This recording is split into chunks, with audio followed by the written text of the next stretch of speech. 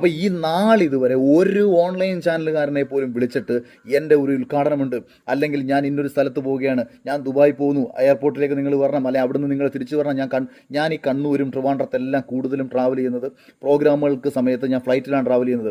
അതുപോലെ പുറത്തുമൊക്കെ ട്രാവൽ ചെയ്യുന്നത്, എത്ര പ്രാവശ്യം വിദേശത്തേക്ക് തന്നെ ട്രാവൽ ചെയ്തേക്കുന്നു. ഒരു തവണ എയർപോർട്ടിൽ നിന്ന് ഞാൻ ഇറങ്ങി വരുന്ന ഒരു കണ്ടന്റ് നിങ്ങൾ കണ്ടു കാണത്തില്ല. നിങ്ങൾ മറ്റാരുടെയെങ്കിലെയൊക്കെ കണ്ടന്റ് കാണുന്നുണ്ടെങ്കിൽ ഇവർ അവിടെ ഈ ഓൺലൈൻ മാധ്യമങ്ങളെ വിളിച്ചു വരുത്തുന്നതാണ്. ഇവരെല്ലാം വിളിച്ചു വരുന്നതാണ്. അങ്ങോട്ട് തുപ്പുന്നിടത്തും തൂറുന്നിടത്തും പെടുക്കുന്നിടത്തും ഒക്കെ തന്നെ ഈ ഓൺലൈൻ മാധ്യമങ്ങളെ കൊണ്ട് നടക്കുന്ന ഈ ശോഭ ഉൾപ്പെടുന്ന ആൾക്കാർ എനിക്കെതിരെ പറയുമ്പോൾ, എനിക്ക് അനുകൂലമായിട്ട് ആരെങ്കിലും എവിടെങ്കിലും ഇരുന്ന് എന്തെങ്കിലും പറയുന്നുണ്ടെങ്കിൽ അതെൻ്റെ ഈശ്വരാനുഗ്രഹം കൊണ്ടാണ്. ഇപ്പോൾ ഇതേ കഴിഞ്ഞ ദിവസം നിഷാൻ എന്ന് പറയുന്ന ഒരു ചെറുപ്പക്കാരൻ്റെ ഒരു പാലസ്തീൻ വിഷയത്തിൽ എനിക്കെതിരെ എന്തെല്ലാം ആക്ഷേപങ്ങൾ പറഞ്ഞു, എൻ്റെ കുടുംബത്തെ ആക്രമിക്കത്തക്ക രീതിയിലുള്ള സാഹചര്യങ്ങൾ വരുത്തി തീർത്തു. എന്നിട്ട് എന്ത് സംഭവിച്ചു? ഈശ്വരൻ എൻ്റെ കൂടെയാണ്. യാഥാർത്ഥ്യവും സത്യവും പുറത്തറിഞ്ഞു. കേരളം ഒരു ബിഗ് ബോസ് ഹൗസ് ആയിരുന്നുണ്ടെന്നുണ്ടെങ്കിൽ എല്ലാ കാലത്തും സത്യം ജയിക്കുമെങ്കിൽ ഒരു കാലത്തും ഞാൻ പരാജയപ്പെടത്തില്ല. കാര്യം സത്യത്തും വിട്ട് ഞാൻ ഒന്നും ചെയ്തിട്ടില്ല. ഞാൻ ആരെയും പറ്റിക്കാൻ ശ്രമിച്ചിട്ടില്ല. ഞാൻ ആരെയും ചതിക്കാൻ ശ്രമിച്ചിട്ടില്ല. നാളിതുവരെ ഒരു മനുഷ്യനും ദ്രോഹമുണ്ടാക്കുന്ന ഒരു പ്രവൃത്തിയും ഞാൻ ചെയ്തിട്ടില്ല. അതുകൊണ്ട് തന്നെയാണ് ഈശ്വരൻ എന്നെ മുന്നോട്ട് തന്നെ നയിക്കുന്നത്.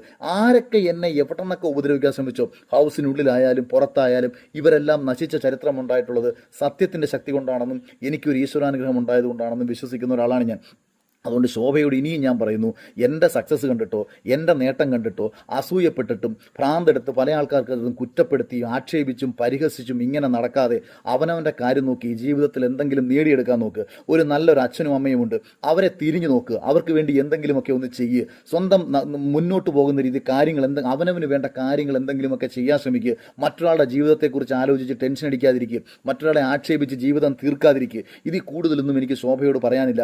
ഇങ്ങനെ ആവർത്തിച്ച് ബിഗ് ബോസ് സീസൺ 5 കപ്പ് എനിക്ക് കിട്ടിയത് അനർഹമാണെന്ന് പറഞ്ഞാൽ എന്നെ അനുകൂലിച്ച് വോട്ട് ചെയ്ത പാവപ്പെട്ട പ്രേക്ഷകരോട്, എന്നെ അനുകൂലിച്ച സാധാരണ മനുഷ്യരോട്, എനിക്ക് വേണ്ടി വാദിച്ച സാധാരണ ജനങ്ങളോട് കാണിക്കുന്ന അനീതിയാണ്, ആ ഷോയോട് കാണിക്കുന്ന നീതികേടാണ്. ബിഗ് ബോസിൻ്റെ അണിയർ പ്രവർത്തകർ ആത്മാർത്ഥമായി പണിയെടുക്കുന്ന കുറേ മനുഷ്യരോട് കാണിക്കുന്ന അനീതിയാണെന്നെങ്കിലും കുറഞ്ഞ പക്ഷം മനസ്സിലാക്കുക.